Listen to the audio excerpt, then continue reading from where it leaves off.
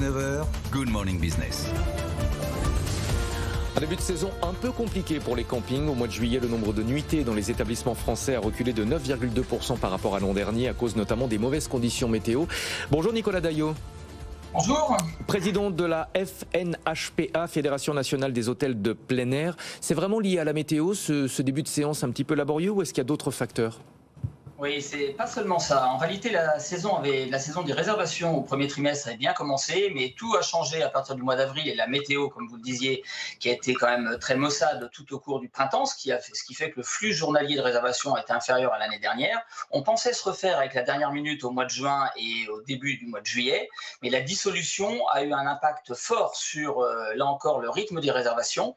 Et puis évidemment, le premier et surtout le deuxième tour des élections législatives a tué la première semaine de juillet, ce qui fait qu'au cours de la deuxième quinzaine de juillet, ce qui est très rare, puisque ça fait plusieurs années que ça n'est pas arrivé, de nombreux campings des 2 tiers nord avaient un certain nombre de mobil-homes, de chalets, d'emplacements de camping, de vides, et finalement la très haute saison va commencer le 3 août, ce qui est quand même très tardif pour une haute saison qui ne dure que 2 mois. Vous pensez vraiment qu'il y a un impact du calendrier politique ? On a vu quand même plusieurs millions de Français faire des procurations pour voter en étant en vacances et maintenir leurs vacances. Alors on suit avec attention évidemment le rythme des plateformes de réservation qui collectent les réservations des campings, et on s'est aperçu que la semaine qui a précédé la dissolution, on était à moins 9% de réservations de Français par rapport à l'année dernière, et la semaine qui a suivi l'annonce présidentielle, on était à moins 16%. Ouais. Donc c'est vrai qu'on se pose souvent la question de savoir si les élections ont un impact sur le commerce.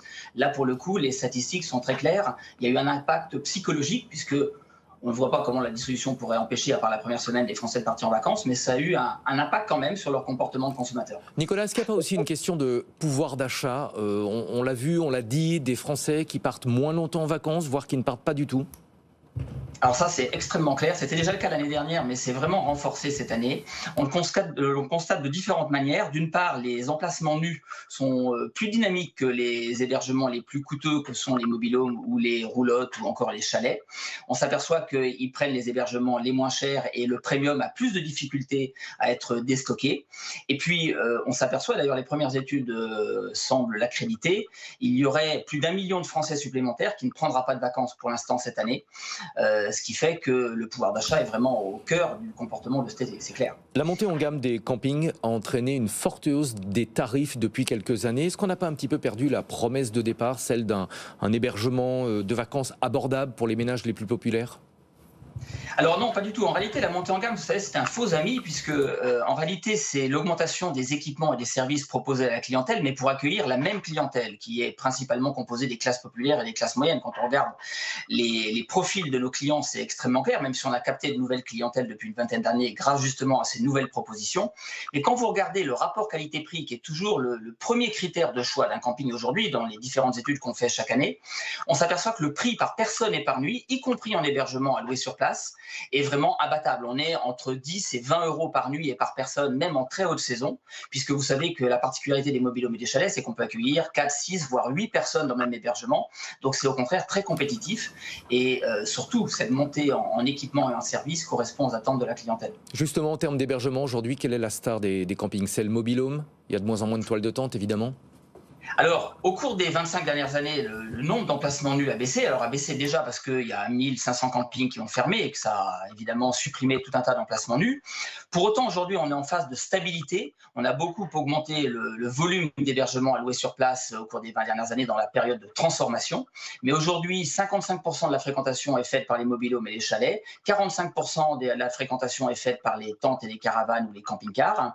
Quand vous regardez les 15 dernières années, on accueille encore plus de tentes et de campeurs, enfin de campeurs en général et de vannes qu'à l'époque. Par contre, ce sont évidemment les hébergements locatifs qui ont permis à la profession de faire exploser la fréquentation, puisqu'elle est passée de 105 millions à 140 millions de nuitées en 15 ans. Nicolas, si je vous dis Patrick Chirac, évidemment c'est l'image du camping. Ils ont longtemps été considérés comme ringards. Leur image a beaucoup changé depuis une décennie. Pour quelles raisons est-ce que le camping est devenu tendance ? Alors en réalité, le camping a gardé tout son ADN de départ. Le Patrick Chirac des années 60 existe encore aujourd'hui. Il y a à la fois la préservation du campeur traditionnel et des formes de camping traditionnelles. On parlait de la tente, de la caravane, mais il y a aussi les formes émergentes, les tentes de toit, également les mini-caravanes. Et puis, bien sûr, on pense au camping-car. La France est le deuxième pays d'Europe pour le camping-car.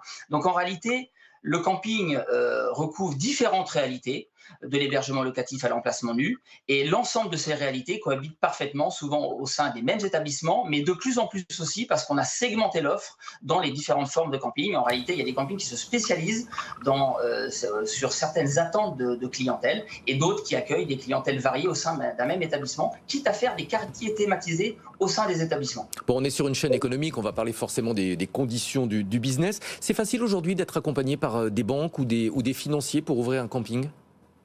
Alors, ouvrir un camping aujourd'hui, ça n'est plus une réalité puisque, de fait, c'est impossible. On crée 1 ou 2 campings par an, mais on perd 100 campings par an.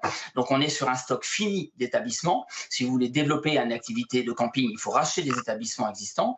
Comme on est une activité qui a beaucoup évolué et qui a encore du potentiel de développement, les financeurs, que ce soit les banques, mais également les fonds d'investissement, soutiennent la profession car ils ont parfaitement compris que le camping est évidemment une force du tourisme français, que la France a encore du potentiel de développement touristique.